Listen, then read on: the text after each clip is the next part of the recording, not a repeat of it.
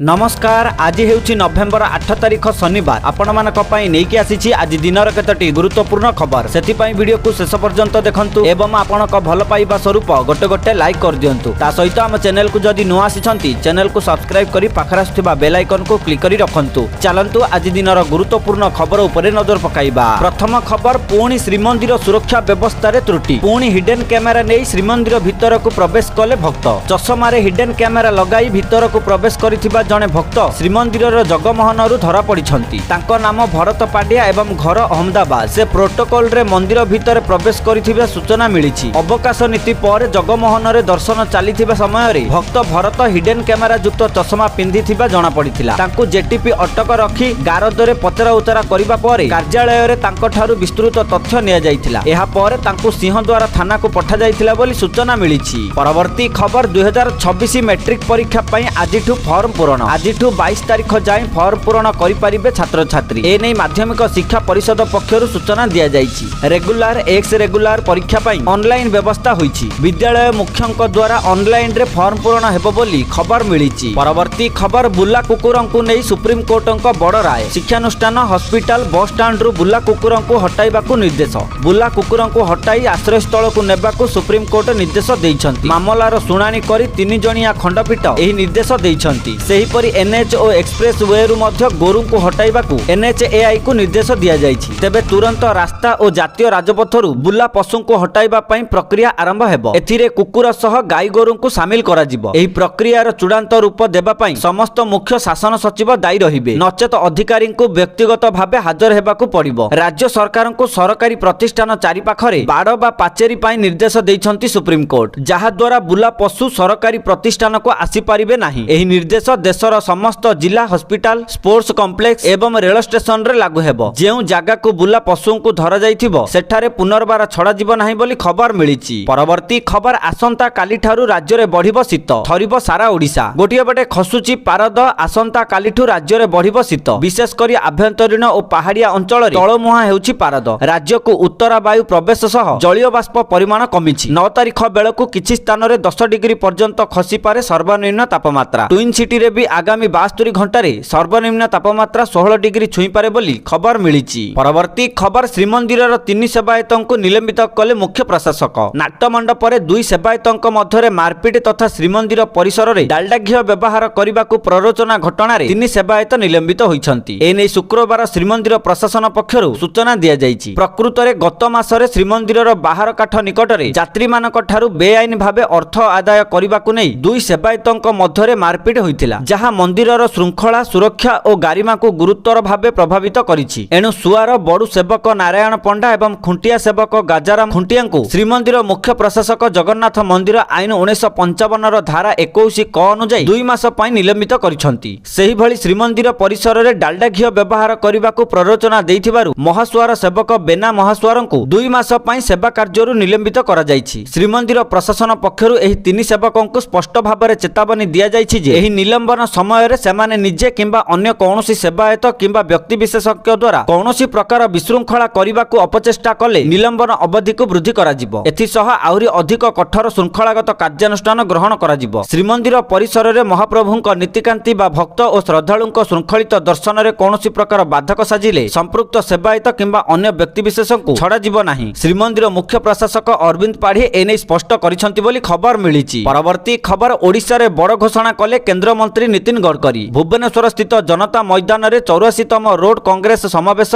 शुक्रवार उद्घाटित हो जाइछि। मुख्य अतिथि भावे केंद्र परिवहन मंत्री नितिन गडकरी जोग देई एहार शुभारंभ करिसंती। एही समय रे नितिन गडकरी बड़ घोषणा करी कहिसंती जे ओडिशा समेत किछि राज्य रे हाइड्रोजन गाड़ी चलिबो। पायलट प्रोजेक्ट रे ओडिशा समेत किछि राज्य रे चलिबो एही गाड़ी। हाइड्रोजन आमे प्रस्तुत करूछु। एहा हेउछि भविष्यत। देशर चासी केवल अन्नदाता नुहंती, इंधनदाता मध्य। एबे चासी इथानॉल प्रस्तुत करूछि। नडा और बाउंसरु इंधन प्रस्तुत हेउछि। एहाको ओडिशा सरकार प्रोत्साहन करिबा उचित बोली गडकरी कहिसंती। ता सहित भुवनेश्वरर कठिन वर्ज्य वस्तु को सड़क निर्माण क्षेत्र रे उपयोग करी स्वच्छ भुवनेश्वर गठन करिबाकू परामर्श दैछंती। परवर्ती खबर, आज पुणी बढ़िला सुना और रूपा दर। गहना किनिबा पूर्वरु नजर पकांतु आज ओडिशा समेत देश रे केते रहिछि सुना दर। तेबे जदि आपण आज सुना किनिबाकू चाहुचंती बा योजना करिसंती तेबे प्रथमे जानि नियंतु आजिर सुना दर। आज भारतीय बाजार रे 24 कैरेट सुनार मूल्य 1,22,000 22,020 ଟଙ୍କା ରହିଛି। ସେହିପରି 22 କ୍ୟାରେଟ ସୁନାର ମୂଲ୍ୟ 1,11,850 ଟଙ୍କାକୁ ଛୁଇଁଛି। ସେହିପରି ରାଜଧାନୀ ଭୁବନେଶ୍ୱରରେ 24 କ୍ୟାରେଟ ସୁନାର ମୂଲ୍ୟ 10 ଗ୍ରାମ ପିଛା 1,22,020 ଟଙ୍କା ରହିଥିବା ବେଳେ 22 କ୍ୟାରେଟ ସୁନାର ମୂଲ୍ୟ 10 ଗ୍ରାମ ପିଛା 1,11,850 ଟଙ୍କାକୁ ଛୁଇଁଛି। ଅନ୍ୟପଟେ ରୂପ ମୂଲ୍ୟ କିଲୋ ପିଛା 1,52,500 ଟଙ୍କାରେ ପହଞ୍ଚିଛି ବୋଲି ଖବର ମିଳିଛି। ପରବର୍ତ୍ତୀ ଖବର ପିଏମ୍ କିଷାନ ଯୋଜନାକୁ ନେଇ ଆସିଲା ବଡ଼ ଅପଡେଟ୍। ସପ୍ତାହ ଭିତରେ କରିନିଅନ୍ତୁ ଏହି କାମ, ନଚେତ୍ ମିଳିବନି ପିଏମ୍ କିଷାନ ଟଙ୍କା। ଗୋଟିଏ ପଟେ ଦୀପାବଳି ଯାଇ ବିହାର ବିଧାନସଭା ନିର୍ବାଚନର ପ୍ରଥମ ପର୍ଯ୍ୟାୟ ମତଦାନ ମଧ୍ୟ ସମାପ୍ତ ହୋଇଗଲାଣି। ନଭେମ୍ବର ମାସର ପ୍ରଥମ ସପ୍ତାହ ମଧ୍ୟ ବିତି ସାରିଲାଣି, କିନ୍ତୁ ପିଏମ୍ କିଷାନ ଯୋଜନାର 21ତମ କିସ୍ତିର କୌଣସି ସୂଚନା ମିଳିପାରିଲା ନାହିଁ। ତେବେ ଏହାରି ମଧ୍ୟରେ କେନ୍ଦ୍ର କୃଷି ବିଭାଗ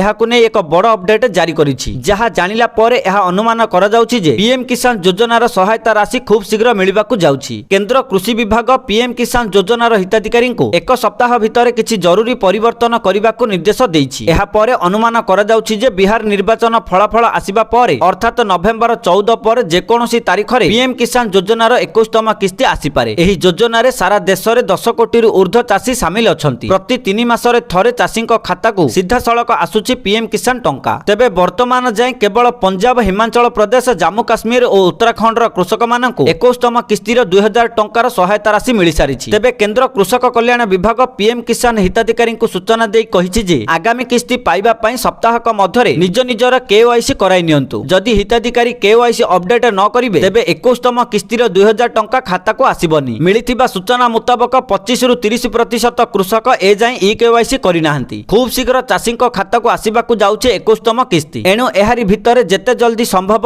eKYC ଅପଡେଟ୍ କରିବା ସହିତ କିଷାନ କାର୍ଡ ତଥ୍ୟ ଜମା କରାଇ ନେବାକୁ ସରକାର ପରାମର୍ଶ ଦେଇଛନ୍ତି। ଏହାଛଡ଼ା ଯେଉଁ ଚାଷୀ ଭାଇମାନେ ଏପର୍ଯ୍ୟନ୍ତ eKYC କରିନାହାନ୍ତି ସେମାନେ ତୁରନ୍ତ ପୋର୍ଟାଲକୁ ଯାଇ eKYC କରାଇ ନିଅନ୍ତୁ। ଆପଣଙ୍କୁ ମଧ୍ୟ ପିଏମ୍ କିଷାନ ଯୋଜନାର 21ତମ କିସ୍ତିର 2,000 ଟଙ୍କା ମିଳିବ ବୋଲି ଖବର ମିଳିଛି। ପରବର୍ତ୍ତୀ ଖବର ବିଜେଡି ସଭାପତି ତଥା ବିରୋଧୀ ଦଳ ନେତା ନବୀନ ପଟ୍ଟନାୟକ ଶୁକ୍ରବାର ଦିନିକିଆ ନୂଆପଡ଼ା ଗସ୍ତରେ ଯାଇ ନବୀନ ଦଳୀୟ ପ୍ରାର୍ଥୀ ସ୍ନେହାଙ୍ଗିନୀ ଛୁରିଆଙ୍କ ପାଇଁ ପ୍ରଚାର କରିଛନ୍ତି। ଏହି ଅବସରରେ ନବୀନ ଖରିଆର ରୋଡ NAC ଅଞ୍ଚଳର ଦାଘା, ବିଜୁ ପଟ୍ଟନାୟକ ଏବଂ ଲକ୍ଷ୍ମଣିଆ ପେଟ୍ରୋଲ ପମ୍ପ ଛକ ଦେଇ ରୋଡ୍ ଶୋ କରିଛନ୍ତି। ତେବେ ନୂଆପଡ଼ାରେ ଶାସକ ଦଳକୁ ଶାଣିତ ଟାର୍ଗେଟ କରିଛନ୍ତି ନବୀନ। ସ୍ୱର୍ଗତ ରାଜୁ ଢୋଲକିଆଙ୍କୁ ଶ୍ରଦ୍ଧାଞ୍ଜଳି ଜଣାଇ ଟାର୍ଗେଟ କଲେ ନବୀନ। ବିକାଶର ପ୍ରସଙ୍ଗ ଉଠାଇ ନୂଆପଡ଼ା ଭୋଟରଙ୍କୁ ପ୍ରଶ୍ନ କଲେ ନବୀନ। 300 ୟୁନିଟ୍ ମାଗଣା ବିଜୁଳି ଓ 3500 ଟଙ୍କା ପେନସନ ମିଳିଲା କି? ଚାଷୀଙ୍କୁ ୟୁରିଆ ସାର ଓ ଯୁବବର୍ଗଙ୍କୁ ଚାକିରି ମିଳିଲା କି? ମିଶନ ଶକ୍ତି ମହିଳାଙ୍କୁ ଋଣ ମିଳିଲା କି? କଟନୀ ଛଟଣୀ ବନ୍ଦ ହେଲା କି? ରଙ୍ଗ ମାରିଲେ ବିକାଶ ହୁଏନି, ରାଜ୍ୟବାସୀଙ୍କୁ ଡବଲ ଧୋକା ମିଳିଛି ବୋଲି ନବୀନ କହିଛନ୍ତି। ସେହିପରି ଆୟୁଷ୍ମାନ କାର୍ଡରେ କେବଳ ଟେନସନ ମିଳିଲା। ଭୋଟ ଚୋରି କରି ସରକାର କରିପାରନ୍ତି, ପ୍ରାର୍ଥୀ ବି ଚୋରି କରିପାରନ୍ତି, କିନ୍ତୁ ଭୋଟରଙ୍କ ହୃଦୟ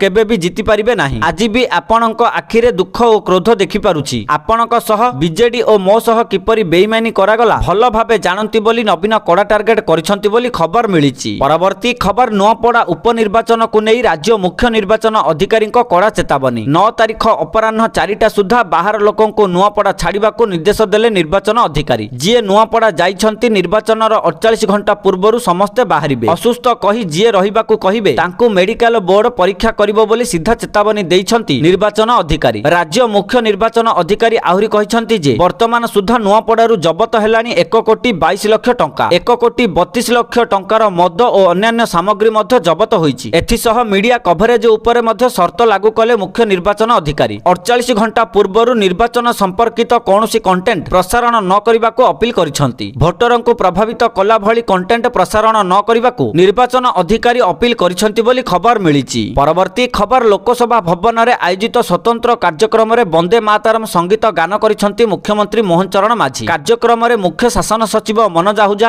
ଏବଂ ବିଭିନ୍ନ ବିଭାଗର ସଚିବ ମଧ୍ୟ ଏହି ବିଶେଷ କାର୍ଯ୍ୟକ୍ରମରେ ଉପସ୍ଥିତ ରହି ବନ୍ଦେ ମାତରମ୍ ଗାନ କରିଛନ୍ତି। ଏହାଛଡ଼ା ଲୋକସେବା ଭବନର କର୍ମଚାରୀମାନେ ମଧ୍ୟ ଏଥିରେ ସାମିଲ ହୋଇଥିଲେ ବୋଲି ଖବର ମିଳିଛି। ପରବର୍ତ୍ତୀ ଖବର କମିବ ଟ୍ରେନ୍ ଦୁର୍ଘଟଣା, ଆଉ ପଶି ପାରିବେନି ଗୋରୁଗାଈ। ଟ୍ରାକ୍ ସୁରକ୍ଷାକୁ ବୃଦ୍ଧି କରିବାକୁ ପୂର୍ବତଟ ରେଳପଥ ଦ୍ୱାରା ଲାଗିଲା ସୁରକ୍ଷା ବାଡ଼। ରେଳ ସୁରକ୍ଷାକୁ ବୃଦ୍ଧି କରିବା ଏବଂ ଟ୍ରେନ୍ର ଗତିକୁ ବୃଦ୍ଧି କରିବା ପାଇଁ ଏକ ଗୁରୁତ୍ୱପୂର୍ଣ୍ଣ ପଦକ୍ଷେପ ସ୍ୱରୂପ ପୂର୍ବତଟ ରେଳପଥ ଏହାର କ୍ଷେତ୍ରାଧିକାରର ବିଭିନ୍ନ ରେଳ ସେକ୍ସନରେ ବ୍ୟାପକ ସୁରକ୍ଷା ବାଡ଼ କାର୍ଯ୍ୟ ଆରମ୍ଭ କରିଛି। ଏହା ମହତ୍ୱାକାଂକ୍ଷୀ ସୁରକ୍ଷା ପଦକ୍ଷେପ ଅଧୀନରେ ECOR ଏହାର କ୍ଷେତ୍ରାଧିକାରରେ ମୋଟ 3,333 ଟ୍ରାକ୍ କିଲୋମିଟରକୁ କଭର କରି ସୁରକ୍ଷା ବାଡ଼ କାର୍ଯ୍ୟକୁ ମଞ୍ଜୁର କରିଛି, ଯାହାର ଅନୁମାନିକ ପ୍ରକଳ୍ପ ମୂଲ୍ୟ ବର୍ତ୍ତମାନ 1,061 କୋଟିରୁ ଅଧିକ। ଏହି କାର୍ଯ୍ୟ 3ଟି ଡିଭିଜନ ଯଥା ଖୋର୍ଦ୍ଧା ରୋଡ, ସମ୍ବଲପୁର ଏବଂ ୱାଲେଟାୟାରରେ ଚାଲିଛି। ଏହି କାର୍ଯ୍ୟଗୁଡ଼ିକର ଲକ୍ଷ୍ୟ ହେଉଛି ସୁରକ୍ଷିତ ଟ୍ରେନ୍ ପରିଚାଳନା ସୁନିଶ୍ଚିତ କରିବା, ଅନଧିକୃତ ଅନୁପ୍ରବେଶକୁ ରୋକିବା ଏବଂ ରେଳ ଟ୍ରାକ୍ ନିକଟରେ ଗୋରୁ ଏବଂ ବନ୍ୟପ୍ରାଣୀଙ୍କ गतिविधि को प्रतिबंधित करिबा। एही पदक्षेप गुडी को कार्यकारी करी ईसीओआर एक सुरक्षित एवं दक्ष रेल नेटवर्क प्रदान करिबा पई एहार प्रतिबद्धता को सुदृढ़ करूछि बोली खबर मिलिछि। परवर्ती खबर इंडियन रोड्स कांग्रेस अधिवेशन रे मुख्यमंत्री को संबोधन। 2014 पर सड़क निर्माण क्षेत्र में अधिक विकास होइछि। 11 वर्ष रे 60% सड़क निर्माण होइछि। गडकरी विजन पई आज देशर सड़क पथ विकसित होइछि बोली कहिसंती मुख्यमंत्री। से आहुरी मध्य कहिसंती जे ओडिशा को विकसित करिबा को विजन रखा जाइछि। 2029 सुधा 1000 किमी रास्ता करिबा को राज्य सरकार को लक्ष्य। पोर्ट रास्ता और रेलपथ विकास को गुरुत्व दिया जाउछि। 2014 रु 24 मध्य सड़क पथर विकास पई 10,000 कोटी मिलिछि। एहाकु स्वतंत्र दृष्टि देले आम विजन पूरण हेबो बोली मुख्यमंत्री कहिसंती बोली खबर मिलिछि। परवर्ती खबर रेलबाई रे बदलिला बड़ नियम। एणिकी एही डॉक्यूमेंट नथिले ट्रेन टिकट बुक करिबा असंभव। भारतीय रेलबाई सकाळ 8टा रु 10टा मध्य आईआरसीटीसी वेबसाइट एवं मोबाइल ऐप रे ट्रेन टिकट बुक करिबा पई आधार को बाध्यतामूलक करिछि। एहा ठकेई को रोकिबा एवं भीड़ यात्रा समय रे टिकट सठिक लोकंक पाखरे पहुंचबा सुनिश्चित करिबा पई उद्दिष्ट होइछि। जेउ माने सेमानकर आधार लिंक करिनाहंती सेमाने सकाळ 8टा रु 10टा व्यतीत अन्य जे कोनोसी समय रे टिकट बुक करि परिबे। एही नियम अक्टोबर 28 तारिख रु कार्यकारी हेउछि। नूतन नियम केवल ऑनलाइन टिकट बुकिंग पई प्रযোज्य। पीआरएस काउंटर रे टिकट संग्रह प्रक्रिया रे कोनोसी परिवर्तन करा जाई नाही। एही परिवर्तन प्रकृत यात्रीक पई टिकट बुकिंग को अधिक सुरक्षित स्वच्छ एवं सुविधाजनक करिबा पई रेलबाई रो प्रयास एक अंश बोली जणा पड़िछि। परवर्ती खबर डाक टिकट एवं मुद्रा उन्मोचन कले प्रधानमंत्री। राष्ट्र आराधना और देशप्रीतिर गाथा कहूथिबा जातीय संगीत वंदे मातरम को 150 वर्ष पूरीछि। वंदे मातरम को 150 वर्ष पूर्ति अवसर रे उत्सव पालुछि भारत। गतकाली दिल्लीर इंदिरा गांधी इंडोर स्टेडियम रे प्रधानमंत्री मोदी एही अवसर रे एक स्मारकी डाक टिकट एवं मुद्रा उन्मोचन करिसंती। एही कार्यक्रम आनुष्ठानिक भावे 2026 नवेम्बर 7 तारिख पर्यंत देशव्यापी उत्सव भावे चलिबो बोली खबर मिलिछि। परवर्ती खबर आज एही 4टी वंदे भारत ट्रेन रो शुभारंभ करिवे मोदी। नवेम्बर 8 तारिख अर्थात आज प्रधानमंत्री नरेंद्र मोदी तांको संसदीय क्षेत्र वाराणसी गस्त करिवे। प्रधानमंत्री मोदी 4टी नूतन वंदे भारत एक्सप्रेस ट्रेन को पताका देखाई शुभारंभ करिवे। प्रधानमंत्री कार्यालय अनुसार एही पदक्षेप देशर रेल नेटवर्क को आहुरी आधुनिकरण करिबा दिगरे एक प्रमुख पदक्षेप। एही ट्रेन गुड़िकर शुभारंभ यात्री मानक एक द्रुत सुरक्षित एवं आरामदायक यात्रा अभिज्ञता प्रदान करिबो। एहा सहित एही नूतन वंदे भारत एक्सप्रेस ट्रेन गुड़िक धार्मिक सांस्कृतिक एवं वाणिज्यिक शहर गुड़िक मध्यरे संजोग को सुदृढ़ करिबो बोली खबर